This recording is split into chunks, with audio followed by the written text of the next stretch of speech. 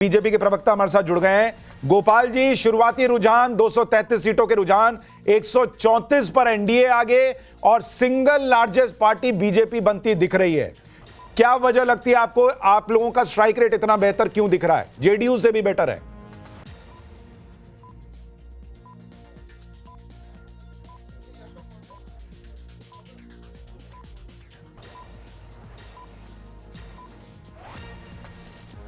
Sorry, माफ कीजिएगा, निखिल जी हमारे साथ है। निखिल जी माफी, अब आप अपनी बात कहिए, सवाल आपसे था। सॉरी।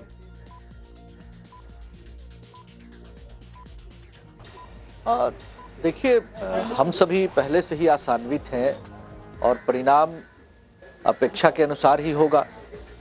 अभी जैसे जैसे मतदान का गणना का रुझान मिलेगा तो हम सभी आश्वस्त हैं कि एक एब्सोल्यूट मेजोरिटी की ओर हम सभी बढ़ रहे होंगे और बिहार एक बार फिर से नीतीश जी के नेतृत्व में बिहार को नए मुकाम पर स्थापित करने के लिए हम सभी पूरी तरह से काम करने के लिए तैयार हैं एक बार फिर से।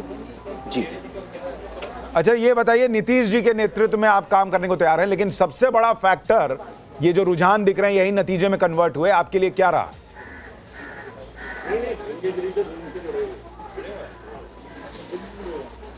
देखिए, मुझे लगता है कि और बेहतर होगा, क्योंकि अभी प्रारंभिक चरण की मतगणना चल रही है और इसमें मोस्टली जो पोस्टल बैलेट्स ही काउंट हुए हैं और जैसे जैसे ईवीएम की गिनती के कई चरण, करीब 13-14 चरणों में मतगणना होगी, तो मुझे लगता है कि हर चरण के साथ एनडीए को एक डिसाइसिव और बेटर लीड मिलनी चाहिए, क्योंकि नीतीश जी को लेकर के जो एनडीए सरकार है उसको लेकर के जो हमारे वोटर्स हैं उनमें एक काफ़ी ज़्यादा एक्सपेक्टेशन था और होप जनरेट कर रहे थे नीतीश जी के लिए कोई एंटी इनकम्बेंसी जैसी चीज़ नहीं थी। नीतीश जी जिस तरीके से उन्होंने बिहार को 20 साल में एक फ्रैगमेंटेड स्टेट से कंसोलिडेटेड स्टेट की ओर ले जाने का काम किया है, तो वो काबिले तारीफ है और जनता ने भी इसको रिस्पॉन्ड किया है। महिलाएं खास तौर से समर्थन कर रही थी, युवा। ठीक है, एक बड़ी चीज है जो लोग समझना भी चाहेंगे कि भाई 20-20 साल से अगर नीतीश कुमार मुख्यमंत्री हैं, उनके खिलाफ एंटी इनकम्बेंसी क्यों नहीं होती, ये इसको समझना भी जरूरी है। लेकिन एक बार मैं आपको बड़ी स्क्रीन पर दिखाऊं कि अब जो रुझान आ रहे हैं, अगर उसको हम सीट वाइज देखना शुरू करें तो अब क्या तस्वीर दिख रही है, क्योंकि बड़ा उलटफेर हो रहा है। तो वो तस्वीर आपको दिखाता हूं। हमने आपको शुरुआत में दिखाया था कि आगे आओ जो महागठबंधन की सीट थी वो एनडीए के खाते में जाती दिख रही है। अमनौर जो है वो एनडीए से महागठबंधन ले रहा था, लेकिन अब एनडीए वहां पर फिर बढ़त बना चुका है। अस्थावा महागठबंधन गेन कर रहा है, बछवाड़ा एनडीए की सीट, बैसी एनडीए गेन कर रहा है, बनियारपुर में महागठबंधन रिटेन कर रहा है, बरारी एनडीए रिटेन कर रही है, आलमनगर में एनडीए रिटेन कर रही है, अमौर अन्य की सीट थी, अन्य को बढ़त है यहां पर। अतरी में महागठबंधन रिटेन कर रहा है अपनी सीट को, बढ़त बनाए हुए। बगहा में महागठबंधन को गेन हो रहा है, बाजापट्टी में महागठबंधन रिटेन कर रहा है, बांका में एनडीए रिटेन कर रहा है, बरौली में महागठबंधन गेन कर रहा है, अलौली एससी सीट है वहां पर एनडीए गेन कर रहा है, अररिया एनडीए गेन कर रहा है, औराई एनडीए रिटेन कर रहा है, बहादुरगंज महागठबंधन गेन कर रहा है, ये पिछली बार अन्य के खाते में गई थी। बकरी जो है महागठबंधन रिटेन कर रहा है, एससी सीट है। बांकीपुर में एनडीए रिटेन कर रहा है, बरबीघा में एनडीए रिटेन कर रहा है, अलीनगर एनडीए गेन कर रहा है, आरा में एनडीए रिटेन कर रहा है, आगे बढ़त मिली हुई है। औरंगाबाद एनडीए गेन कर रहा है, बहादुरपुर में एनडीए रिटेन कर रहा है, बख्तियारपुर एनडीए गेन कर रहा है, बनमन की एससी सीट है एनडीए रिटेन कर रहा है। इसके अलावा अमरपुर में एनडीए अपनी बढ़त बनाए हुए पिछले बार की तरह, अरवल एनडीए गेन कर रहा है, बाबूबरही महागठबंधन गेन कर रही है, बलरामपुर महागठबंधन रिटेन कर रहा है और बाराचट्टी एससी सीट जो है वो महागठबंधन गेन कर रहा है। बड़हरा ये एनडीए जो है वो रिटेन कर रहा है। अगली स्क्रीन डालिए, एक एक सीट का आपको हिसाब बताता चल रहा हूं। बड़हरिया में अन्य को बढ़त है, महागठबंधन से ये सीट अन्य छीन रही है। बेलदौर एनडीए रिटेन कर रहा है, बेतिया एनडीए रिटेन कर रहा है, बिहारीगंज महागठबंधन गेन कर रहा है, बोचहा एससी सीट है, महागठबंधन जो है वो पिछली बार यहां जीता था, इस बार भी उसको बढ़त है। चकाई एनडीए गेन कर रहा है, छातापुर एनडीए रिटेन कर रहा है, बरुराज इसके अलावा बेलहर, ये दोनों सीटें एनडीए पिछली बार जीती थी, इस बार रिटेन कर रही है।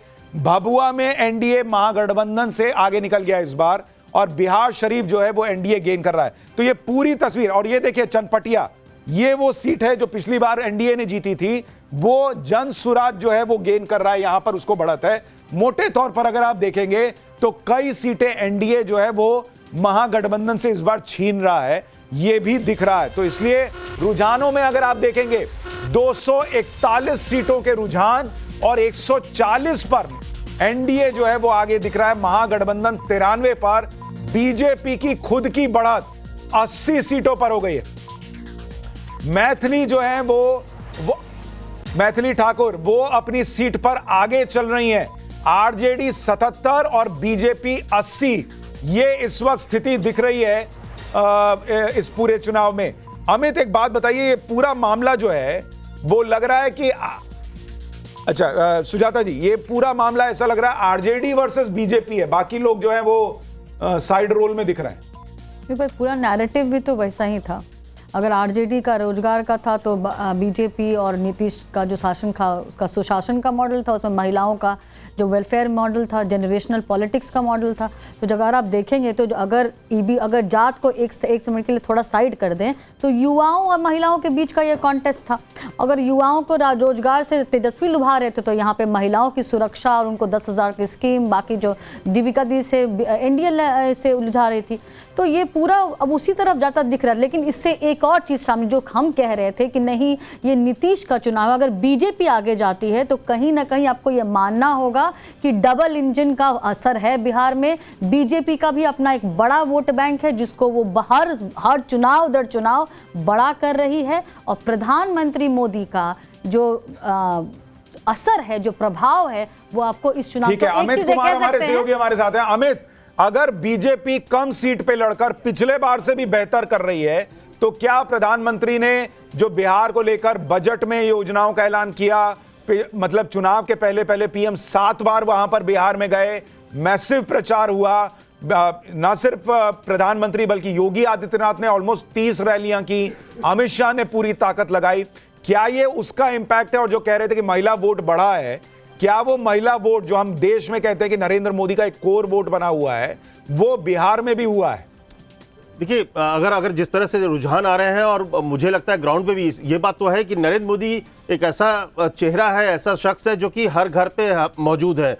नीतीश कुमार बिहार में सबसे बड़े चेहरे के तौर पर हो सकते हैं, लेकिन नरेंद्र मोदी का अपना एक चेहरा है, और नरेंद्र मोदी के चेहरे के आगे ही 2020 का चुनाव पूरा नरेंद्र मोदी के चेहरे पर लड़ा गया था। उस समय नीतीश कुमार का चेहरा का इस्तेमाल भी नहीं किया गया था, अगर आपको याद हो। उस समय बहुत नाराजगी थी। इस बार नाराजगी नहीं है, लेकिन नीतीश कुमार को लेकर एक सिंपैथी भी है, और उसके पीछे एक वजह है जिस तरह से पूरा, अगर मुझे लगता है कि उसमें बड़ी भूमिका तेजस्वी यादव और आरजेडी की है कि पहले उन्होंने अचेत सरकार, बीमार नीतीश कुमार की बात की, और बाद